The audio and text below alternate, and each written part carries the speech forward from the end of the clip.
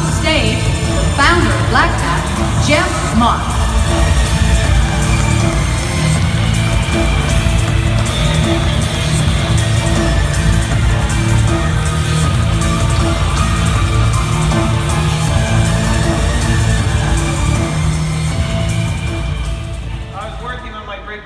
Last night to impress you all, and I threw out my hip. So instead, I'm just going to stand here and be static. Okay, this is my big pleasure, really, to introduce you to the 20th year of Black Hat. This is year 20. Originally, when we started, it was really called the Black Hat Briefings, but really, now it's just Black Hat. It's taken on its own persona.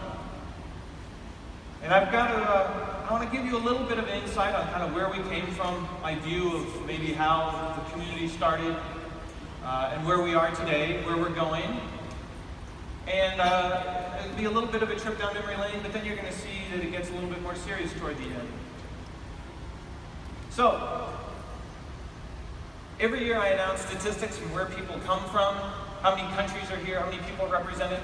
I want to shorten it down this year and just say that this year we've given away 205 scholarships to those students who wouldn't normally be able to attend. So if you are one of those 205, please raise your hand. Let's give them a round of applause for the hard work for making it available.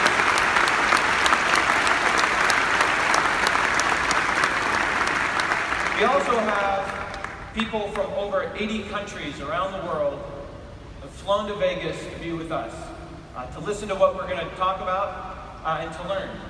And I think that's one of the largest numbers that we've ever had. So this is truly a global phenomena, and Black Hat has really turned into sort of the epicenter of a lot of that. And in 20 years ago, 1997, I started Black Hat, and it was sort of by accident, if you can believe that. I had been running DEF CON, and I kept getting these emails of people saying, write me a professional sounding announcement so I can convince my boss to send me to DEF CON, from DEF CON to attend. And so the first year I wrote a professional sounding fake announcement that sounded very corporate-y, or what I thought corporate-y sounded like back in '97. And then it happened again. And finally my friend Ray Kaplan, many of those who might know him back from the Unix hacking days, he said, why don't we just start a real conference? Start like a real professional conference, charge people real money, give them real food, and then you don't have to write those announcements anymore. And I thought that was a brilliant idea. I don't know why I didn't think of it. Ray thought of it, but I was the one that I took a loan out, I saved up my money, I waited an extra year, and then I started Black Hat in '97. And because really we were all pretty young back then, there weren't a lot of jobs in InfoSec. Who do you invite to speak? Well, you invite your friends. So if you look at that first year speaker lineup, it was just people I knew and I could call on the telephone and invite. So it was all my friends in Microsoft or Novell or wherever it was, and all I wanted to do was get them in a room and hear what they're working on. What's cool to them? What are their problems? What are they hacking on? And I didn't realize at the time that it was sort of a magic formula. When I asked people why they were attending Black Hat, it was, they said that it was a crystal ball. If the hackers and the security researchers were talking about it today, then it must be important, and in 6 months or 9 months or next year, it's going to be their problem. So by coming to the show, they got a jump start on what was going to happen. And over the years, I've seen unicorn companies form based on ideas of speakers at Black Hat, forensics, incident response, new product categories, cloud defense. And so really, I think one of the things you're going to take away, or I always take away from Black Hat, is that really we sort of are at the cutting edge of this. I mean, how many people, by show of hand, when you go home and you're talking with normal colleagues or your friends in your town, they just don't quite get it the way that we get it, right? And that's because I think this community, we really are at the edge of something. I can't tell you what. We're just sort of at the edge. And I also learned in that very first year, never hold a Black Hat in the same hotel as a DEF CON. What they'll do is they'll come in early and they'll eat all of your food and they'll drink all of your booze. So we quickly separated the two. And when that happened, we started creating two different cultures. One, Black Hat, is much more InfoSec and enterprise focused. This is all about where the rubber meets the road. Stuff you learn here, you'll take home to your company and you'll be able to apply right away. DEF CON, maybe not so much. That's much more, in my mind, a hacking conference. It's like sort of the joy of discovery. You're taking apart a PlayStation one day and the next day you're hacking on a drone. Not something maybe your boss will pay you to learn at work, but it activates a different creative portion of your brain. And so I think the two have really become complementary. And in those early days, you could really gather 10, 20 people in a room and you'd have enough experts to actually take over the world. Nowadays, we probably need half this room to take over the world. Things have gotten so much more complex. Things have gotten much more diverse. The nature of technology back then, also in the early days, meant that you were only judged on what you thought, how you behaved, what you did online. There was no social networking, no pictures to show off to your friends, no scanners. And so in those early days, my formative years, I was really being judged on how I presented myself online. And nobody knew my gender, nobody knew my age. I remember I'd be having conversations about sex and drugs and rock and roll when I was 13. And I'm not old enough to drive, to vote, to enlist. But there I am, I'm sort of having this full, rich, adult experience online through my computer. And nobody would tell me that that was an incomplete or an inaccurate experience because nobody knew who I was or anything about me except what I revealed. And that was really important to me. And I didn't realize it, how much it's influenced the ways that the conferences have grown. So over the years, I've grown to believe that a good conference is really a balance of technical and social. I was more technical and I didn't quite understand the importance of social until later on. But really, if you think about where we're going as an industry, it's more social. Your success in your field is probably going to be more dependent on your social skills going forward than maybe some of your technical skills. If you saw the keynote from Halvar Flach at Black Hat Singapore, it's online. Some of the writings from other people.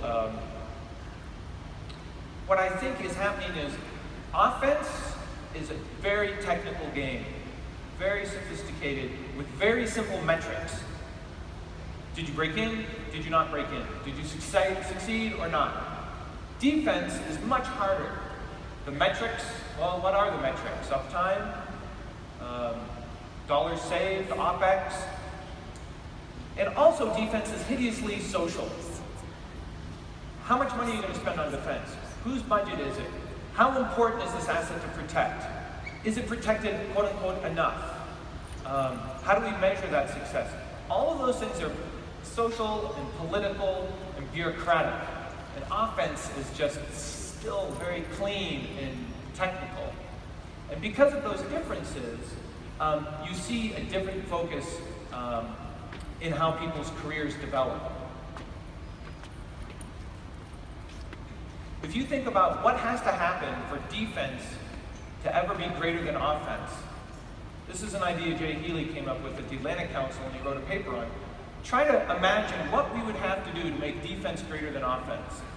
And immediately you start jumping into all these social and political problems, bureaucratic and budget problems.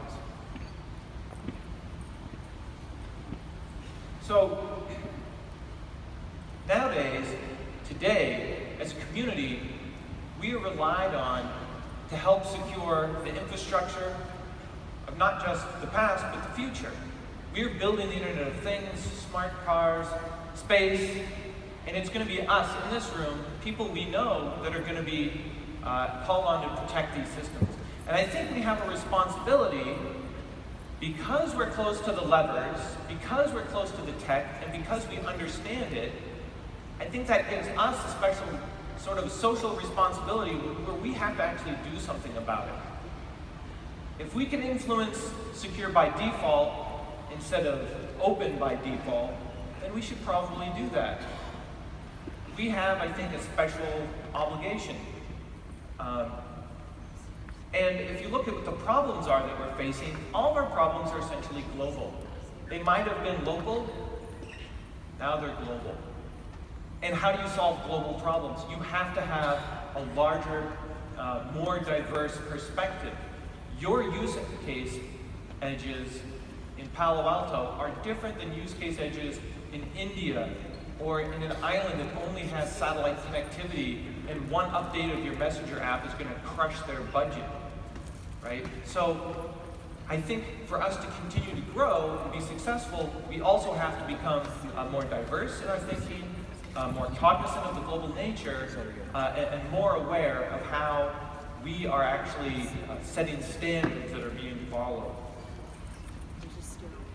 I'd say that really we are at the beginning of the end. It's been 20 years.